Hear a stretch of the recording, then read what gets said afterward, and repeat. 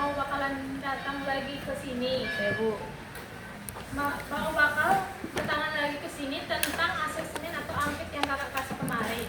Nah, dari asesmen yang kalian isi atau angket yang kalian isi, kakak menganalisisnya bahwa kalian itu sebagian besar mengalami kesulitan atau kecemasan untuk takut lulus sekolah. Betul atau tidak?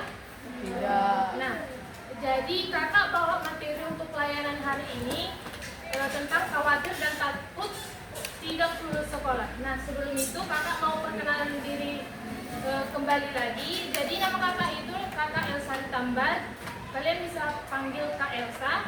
Dan kakak itu dari program studi bimbingan dan konseling dari Universitas Negeri Medan. Nah, selesai perkenalan, kita mau nggak buat games? Mau Kak. Oke, kita bisa buat games.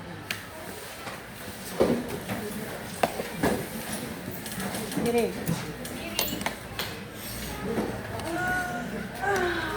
Ada yang mau kasih games? Ada? Ada?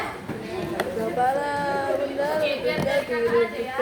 Jadi gamesnya itu ini lebih ke speaking-nya. Oke Kak.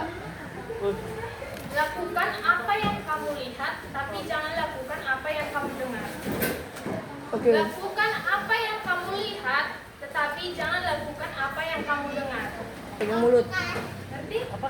Kita buat contoh. Tepuk tangan. Hahaha. Pegang kepala. Nah, kan banyak salah. Maksudnya? Ngerti mana yang salah? Udah. Yang Kakak. Yang dihukum bakalan yang salah bakalan dihukum. Yang salah itu hukumannya bakalan joget TikTok. Ayo ngapain? Jadi harus fokus ya biar kan kena hukum. Tapi kalau kalian mau joget, ya udah satu sana aja nggak apa-apa. Oke, kita mulai. Kita ambil 3 orang yang salah. Oke? Mati Kak. Pegang tangan. Dek, baju. Wak. Kakak pegang paha tadi. Aku juga pegang paha. Adik harus pegang paha. Oke, biar pegang paha di sini ya. Majulah. Joget. Ada lagi yang salah?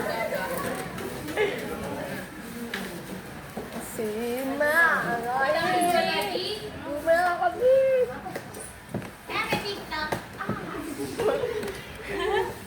Pepelo cheating. Kita mulai 1, 2, 3. Tepuk tangan. Pukul paha. Pegang kaki. Pegang mata. Pegang hidung. Fokus semua ya. Loncat. Bungkuk. Pegang rambut. Susah. Oh, kita ganti games. Kita dapat 2 lagi ya. Nama gamesnya ini tepuk tangan sesuai kaki hewan. Oh. Oke, tepuk tangan sesuai kaki hewan. Anjing Pertanyaan, berat. ayam kakinya ada berapa? 2. Maka tepuk tangan 2 kali. Itu harus serentak. Siapa yang tidak bersuara, siapa yang terlambat, itu juga bakalan dihukum. Oke? Aku kan nggak tahu. Kenapa Kita buat contoh. Sapi. Kuda. Ayam. Cacing. Ya, maju. Ini dicontoh. Tanta. Kita mulai. Cicak. Lipan. Maju. Siapa yang terlambat? Ini Kak, kau. Satu lagi ya. Kali 1.000 Kak. Kali 1.000. Lipan kali 1.000. Yo, agak mana cumpan. Kau tahu berapa kali? Entok. Maju. Yes. Oke, ganti nggak ya? Siapa request lagu TikTok? Boxing nggak? Boxing. Baby boxing. Kita di boxing.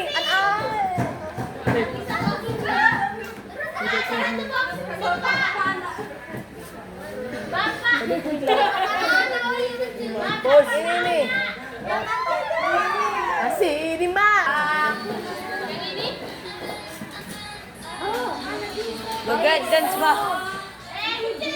Katanya joget TikTok. Kok begitunya? Robi. Yonatanya aku dipilihkan. Yuk, nyanyikan dong. Mau itu. Mau. Itu badan suara rekam pabrik. Ah, jelek. Woi, mana. Ya, ada foto tuh. Kalau ini tahu.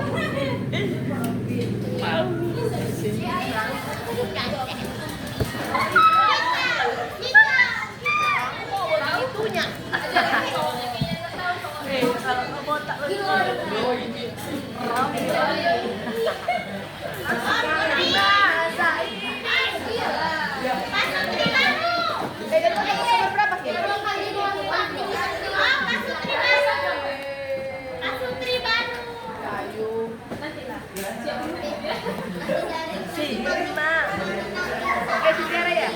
Siapa yang tahu? Kakak nggak tahu. Tiga. Siapa? Empat bawah. Kita ke nomor 5. Kakak nggak tahu. Dance Brazil kak, dance Brazil. Yang ini. Pakai sepatu. Oh kita mania. Nggak tahu. Oh udah. Siapa yang mau kakak? Jauh.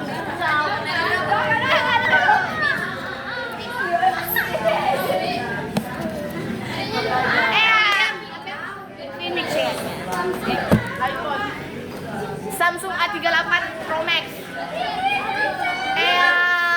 Kicau mania. Ini mau joget aja bodoh. Gini. Kicau, topel.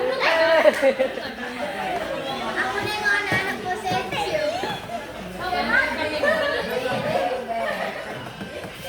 Coba briefing dulu. Bapak mama. Satu, dua, tiga. Ada anak ya di tengah. Enggak gini. Gini enggak, Per. Mau jadi contohnya. Ciao Maria. Ngobrol papan atas. Tapi dia yang Tayo. tadi tahu. Mana ada kayak gitu? Nanti kita lihat. Siapa yang ini satu kali take? Enggak sih di sini. Mau ikut itu. Bisa menerima. Oke. Baca tidak?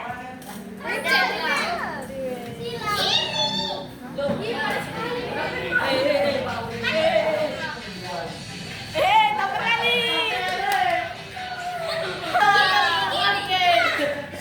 Diam. Apa? Satu, dua. Udah keren nggak?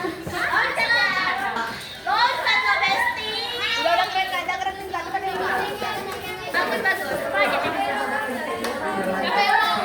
Kakak yang take videonya. Siapa yang mau aja? Ayo. Rame-rame kenapa? Ayo. Indah, ayo Indah. Cepat. Kakak berdua aja sana. Gak mau. Ayo. Cynthia ayo sih. Siapa tadi coba? Masuk kak. Tadi bilang nggak Aku mau. mana ada aku bilang. Kakak tadi sih kak. Ini nggak tadi yang ngomong. Pandang Petito. Cuma di sini. Pegang. Kita apa dibuat? Kan kita mau main. Masa cuma kau aja lah. Cuman dia tadi. Ini kak. Ini kak. Ayo. Atau nanti siap kakak kasih materi ya. Materi apa kak? Oke kita lanjut. Kicau.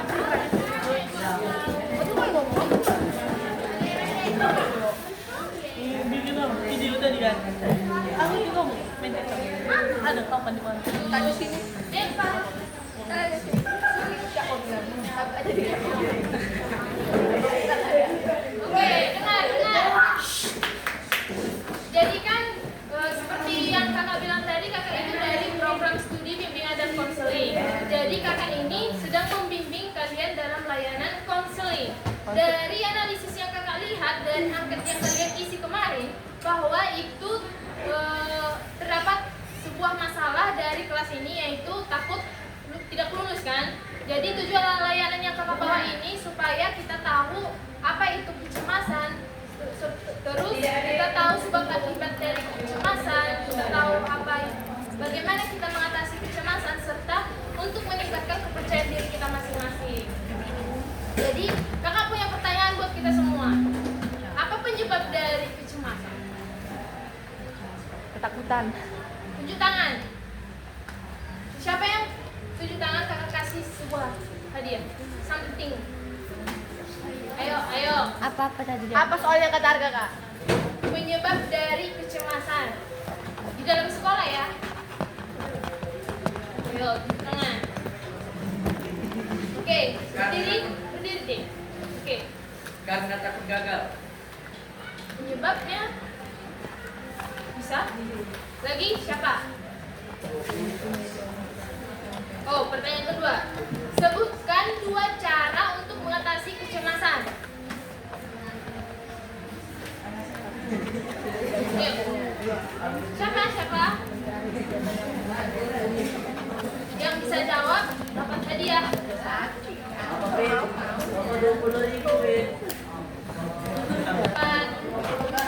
Gak ada? Kabar Kak? Oke, nanti kita bahas. Kita masuk dalam pengertian dari kecemasan. Oke, jadi kecemasan itu suatu perasaan kayak khawatir, takut, juga gelisah karena sesuatu yang belum terjadi. Tahu yang belum terjadi itu adalah suatu proses, di mana proses ini akan menjadi suatu hasil. Nah, kita itu lebih sering mengharapkan memikirkan hasil, tapi jarang memikirkan proses. Padahal proses itu yang lebih penting daripada hasil, karena dari situ terdapat hasil. Oke, jadi contohnya itu, contoh dari kecemasan itu takut tidak lulus. Seperti teman-teman sekalian kan takut lulus. Kemudian takut nilai yang rendah, seperti nilai ujian nasional. Kalian belum ujian nasional? Kalian TK? Mungkin ujian UTS, UAS kan, ulangan. Terus takut kalian itu pasti takut sama tingginya ekspektasi orang tua kan. Kayak kau harus juara 1, kau harus juara 2, kau harus ikut olimpiade matematika, kau harus ikut olimpiade IPA kayak gitu. Oke, dari penyebabnya pasti ada penyebab dari kecemasan itu, yaitu seperti yang teman kita tadi bilang. Kemudian kurang persiapan belajar, yang kedua ada tekanan dari orang tua, bahkan dari lingkungan sekitar. Yang ketiga ada pikiran yang negatif, terlalu berlebihan. Kita seharusnya itu harus positive thinking. Dan juga yang keempat kurang percaya diri dan selalu membandingkan diri kita dengan orang lain. Jadi dampaknya itu dari sebab pasti ada dampaknya, yaitu sulit fokus belajar, gampang kemudian menurunnya percaya diri, stres dan kelelahan mental. Nah, adik-adik tahu kalau stres itu dapat membuat kita kelelahan fisik, kelelahan mental. Pernah dengar breakdown? Kayak kelelahan, terus stres, terus bisa jadi gimana ya? Iya, depresi, betul. Depresi itu suatu kesehatan mental yang down duluan. Iya. Terus kemudian ada hasil belajar yang tidak maksimal. Dari contohnya, seperti kakak bilang tadi, nilai jelek itu bisa membuat kita stres. Stres itu bisa membuat kesehatan kita menjadi down. Nah, dari situ kita harus mempunyai solusi, di mana kita harus mengatur waktu belajar supaya kita bisa belajar, terus mendapatkan nilai ujian yang bagus, nilai ulangan yang bagus, kita juga ikut olimpiade yang bagus, dan berpikir positif. Yang paling utama seperti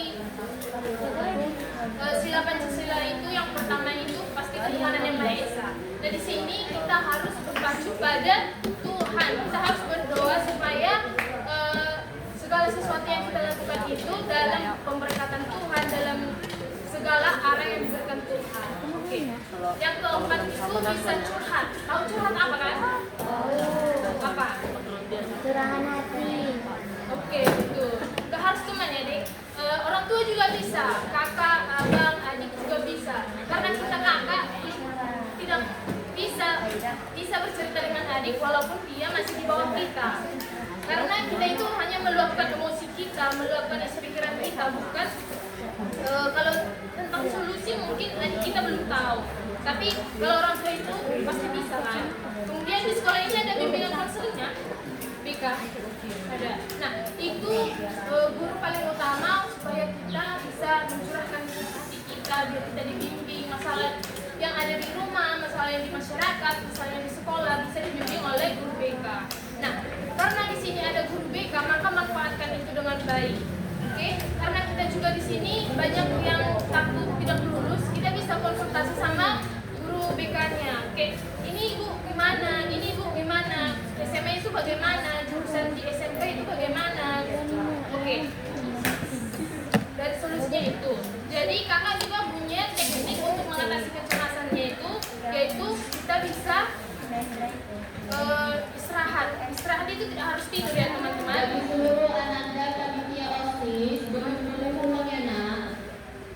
Jadi istirahat itu juga bisa tentang hiburan. Kalau gadget bilang itu healing, oke? Atau bisa juga latihan pernapasan supaya kita lebih rileks. Tarik nafas, tahan, terus buang, gitu. Itu bisa membuat kita lebih rileks dari kecemasan tersebut. Dan juga kalau kita merasa khawatir, kita juga bisa menulis hal-hal yang mengkhawatirkan. Ketika sudah lebih mendingan, lebih plong, kita cari solusi apa yang harus kita lakukan untuk mengatasi kecemasan tersebut. Yang ketiga ada mengurangi pikiran negatif. Kita harus membuat motivasi diri kita sendiri supaya kita tidak terlalu berpikir negatif, agar selalu berpikir positif. Yang keempat ada fokus pada usaha dan proses, bukan langsung pada hasil. Seperti yang kakak bilang tadi, kita harus berfokus pada proses dan usaha, bukan langsung memikirkan hasil. Siapa yang pengen jadi content creator? Mulai deh. Dari Bisa kapan? mulai kayak buat konten gitu. Hai, halo dah. Masih rencana? Masih rencana menjadi content creator? Maunya jadi miliarder. Kakak mau kasih sesuatu, kakak mau bilang, adik mau jadi content creator karena penghasilan. Oke, jadi penghasilan itu berarti dari hasil kan. Jadi adik itu harus lebih berusaha, berfokus pada proses, bukan berfokus pada hasil. Kalau kita pikir-pikir hasilnya itu pasti wah, gitu kan.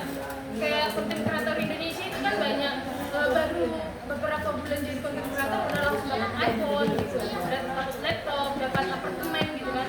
Itu punya gimana marketingnya sendiri. Kalau adik mau belajar dari nol itu harus tahan sama prosesnya, itu pasti itu sulit dan juga itu memakan waktu yang sangat lama. Jadi jangan langsung pikirkan hasilnya gitu. Pastinya nanti dapat 100.000 dulu, terus langsung naik jadi dolar gitu kan, langsung bisa beli iPhone gitu. Itu jangan dipikirkan dulu, jadi lebih ke tahap-tahapnya dulu. Jangan langsung ke hasil, karena kalau kita memikirkan hasil itu jadi lebih kesenangan, padahal waktu dijalani itu jadi lambat laun jadi lelah. Oke. Untuk meningkatkan kepercayaan diri, nah kakak mau kasih tahu untuk meningkatkan kepercayaan diri ini satu hal. Ini biasanya orang tua juga bisa membuat diri kita menjadi tidak percaya diri. Siapa yang pernah orang tuanya membandingkan anaknya dengan anak tetangga? Ada? Ada kan? Kakak juga gitu. Orang tua kakak itu pernah bilang, si apa udah jadi tentara, siapa udah jadi polisi, masa kamu masih kayak gini, kayak gitu kan.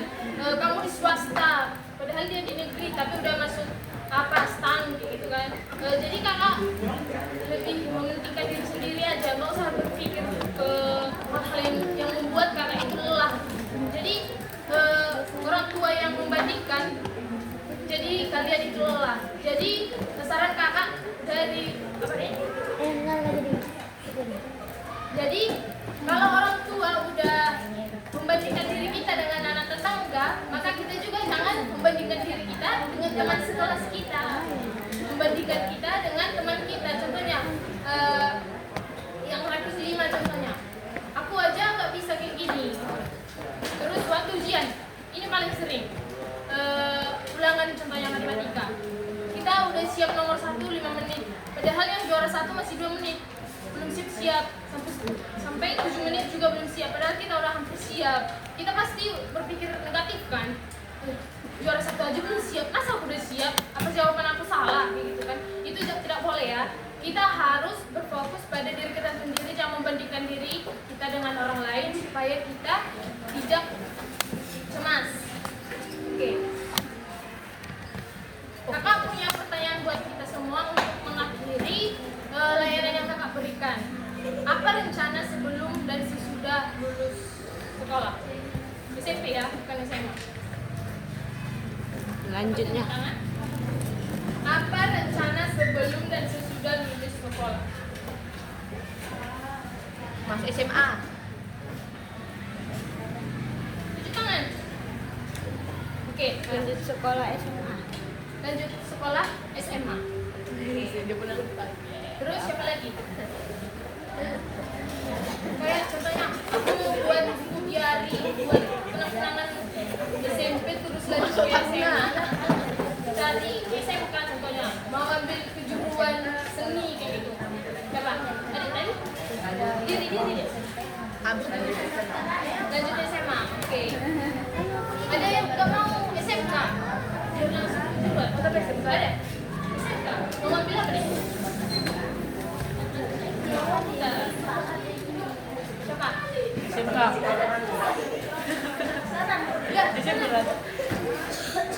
apa deh? Didi, nggak kedengeran. SMK otomotif. Otomotif. Mau ambil apanya lagi? Kuliahnya nih? Habis SMK ambil kuliah lagi? Ya! Oh, langsung terjun Bengkel. bengkel Jepang katanya. ambil apa nih?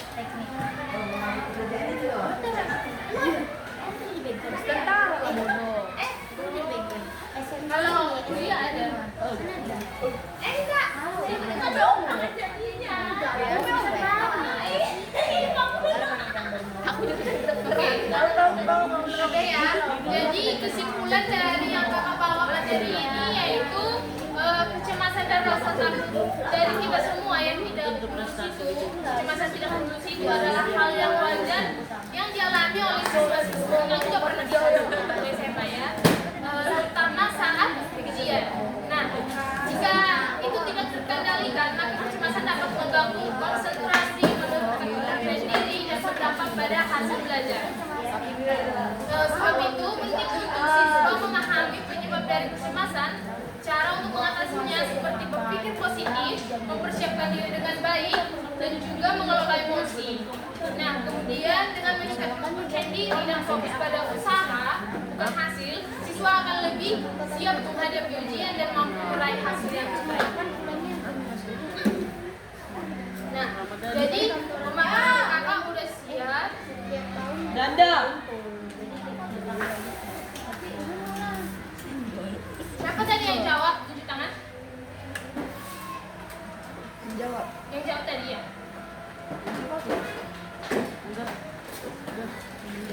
Kakak punya permen buat yang jawab tadi. Siapa tadi? Tunjuk tangan. Gak boleh bohong ya. Angkat tangan. Tadi? Yang tadi kita jawab.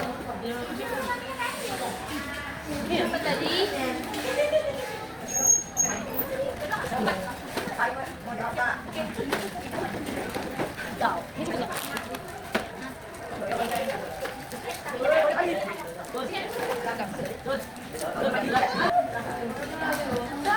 Oh, kakak mau kasih ini permen ini?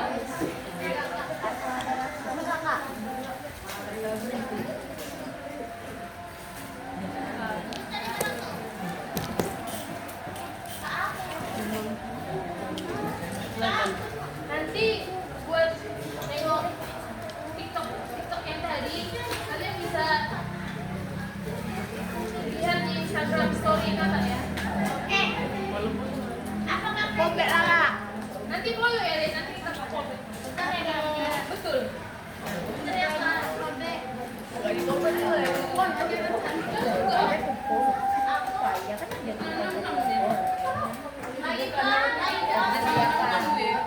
Kalau nanti udah follow, DM aja, Kak, follow aku dari SMP 24 tadi.